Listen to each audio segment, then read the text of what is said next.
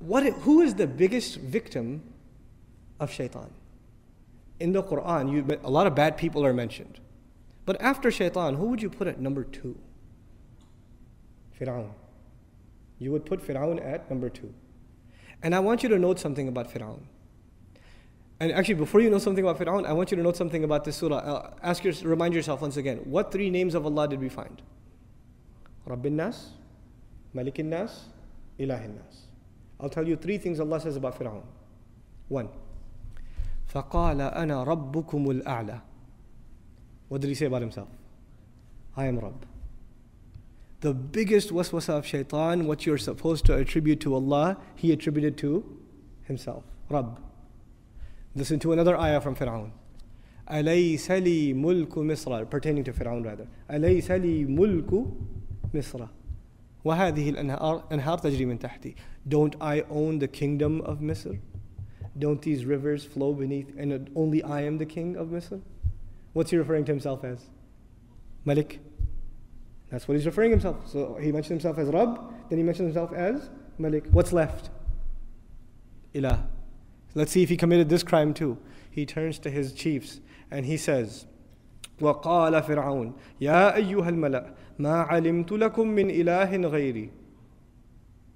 My generals, listen up. I don't know of any other ilah for you other than myself.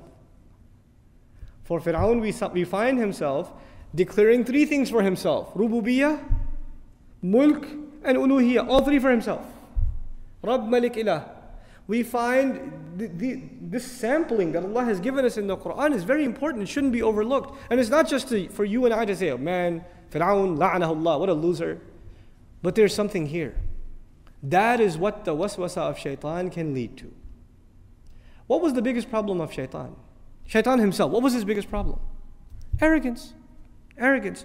What is the biggest thing he can instill inside a human being?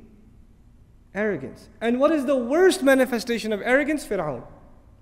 But you don't have to reach Fir'aun to be worried that you're headed down the same road that leads to Fir'aun. Today we are not living in a time where people declare themselves gods over others. But we are living in times where people declare themselves gods over themselves. They declare themselves their own master. I am my own man. I am my own master. They declare themselves their own king. King of the house. King of my territory. King of my domain. They declare themselves their own ilah.